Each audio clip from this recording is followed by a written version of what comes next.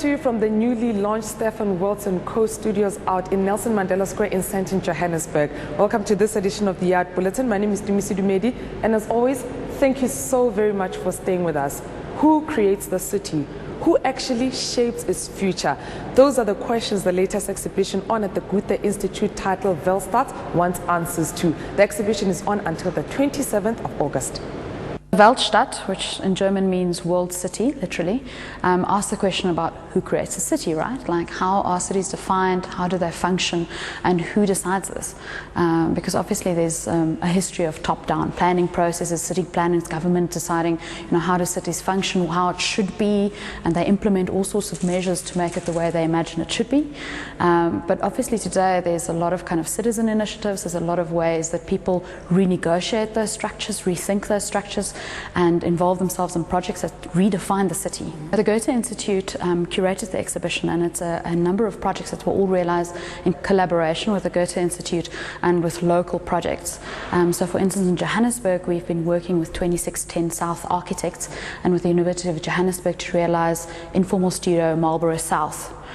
Which is a very significant project looking at informal structures and how citizens start to kind of define and work with architects to rethink their spaces. It will showcase all things digital, promoting an important fusion between technology, art and critical thinking within the digital technology domain. That's the inaugural Fagugesi Digital Africa Festival, which takes place from the 11th of August until mid-September. It's about bringing together creative arts and creative use of technology in a range of different events, exciting events. What inspired it was the fact that Joburg is really falling behind in the technology race against other unnamed cities in South Africa, and that we really need to create a focus here in the city that will bring the kind of creativity and excitement and energy that would stimulate technological development. The Fagugesi is in fact an umbrella festival that will bring together a whole range of different events, ranging from hardcore IT events like an agile programming conference to really fun, much more popular open events like the Amaze Indie Games Festival. We've got the Inyazi Electronic Music Festival. We've got the Social Media Week. And we're also looking at creating a maker fair type event. Slippers. Who wants to be seen in public wearing those? If Reach for a Dream and Wimpy have it their way, you'll be wearing those on the 1st of August in what they'd like to call National Slippers Day. They hope to sell thousands of stickers at 10 rands each in support of children suffering from serious illnesses. What we try to do is engender support from the entire country. And it's super to see people across the spectrum of society wearing their slippers to work. We have doctors in their consulting rooms, we have people on the stock exchange floor, we have attorneys in their offices, we have consumers in shopping centres, and so forth. It's a great opportunity for South Africa to contribute towards Reach for a Dream at only 10 rand a sticker. I know there's a lot of illnesses in the country, but people don't really pay attention to the issue of cancer, which comes with a lot of versions of it that I think the country and the nation still needs to be educated about it, and to a certain degree it needs to be attended because it tends to be merciless as well. The Lighthouse on 7th Street in Melville is giving up-and-coming comedians a chance to showcase their talent, and it's all thanks to an idea called Monday Night Comedy. We caught up with the person behind this idea. We have a nice following of people. A lot of people from Melville come through, students, they like to come through. And the best thing about the Monday Night Comedy is that it's for free. Comedians love coming through, trying out some new material, old material. So it's a nice stage to experiment. It's grown to the point where sometimes we'd have like 2 shows a night, we like have the first show, we have like 8 comedians on the lineup, then we have to like turn other guys away, like, no guys, maybe you guys can come through the second show, then we have a second show, more people get out, it's just like, it's like the buzz around Melville right now is crazy. Imagine 4 successful and influential Joburg-based dance companies coming together to celebrate the end of the winter blues. It's a project called Spring Loaded, and it takes place between the 7th and the 16th of August at the UJ Cowan Theatre.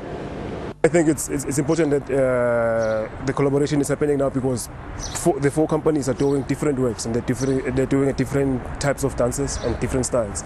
So by collaborating and doing this season is more of opening channels to learn how or what other companies are doing and their form of dancing. There's quite a lot. There's quite a number of things to look forward to. All you have to do is just come. It runs from the 7th until the 9th.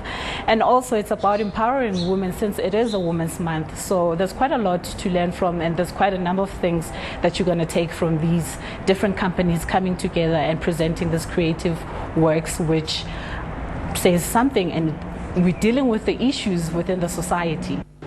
Floating World is Patricia Drew's third and latest solo exhibition, which is currently on at Gallery Momo in Johannesburg. If you are keen to see her out-of-the-box thinking on display, you better get there before Tuesday, because that's when the exhibition ends.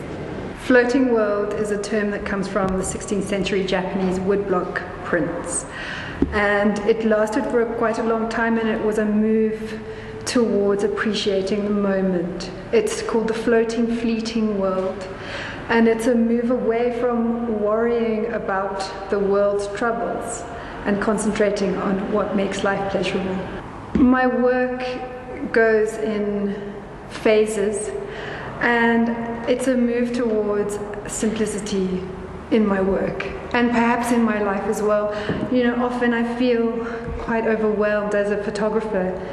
What am I going to photograph? What story am I going to tell? What do I feel about the world? And in that way, it's a move towards simplicity, a move away from complexity. What roles do women play in a war? Or should I ask you, what kind of an impact does a war have on women? Dana Gurira's story titled Eclipse has been adapted into a play which will be directed by Waruna Sian and is set to run at the Soweto Theatre from next month. We attended one of their rehearsals. Eclipse looks at the ravages of a civil war, particularly the Liberian Civil War, and its impact on young women and girl children. The play took over for me. When I read it, I was like, the story has to be told. Also, particularly because the women in Liberia were paramount in brokering the peace that ended up happening after both civil wars. So it became important to say that, yes, we do understand that little boys are being taken in to be child soldiers, but here's a story, another side of it that you may not know. I'm working with amazing performers, Lerato Skele, Ferry Chele, Ngobiles Pamla, Don Msomi, and Koketso Mujela. Really, really amazing performers who research their characters, who give life to their characters. That's us and our story for this edition of the Art Bulletin, coming to you from the Stephan Welz & Co. studio out at the Nelson Mandela Square in Sandton, Johannesburg. If you'd like to find out more about this space, please feel free to visit www.stephanwelzandco.co.za. If you'd like to keep in touch with us, you can always email morninglive@sabc.co.za, or you can tweet at morninglive@sabc. Until next time, it's a goodbye from us.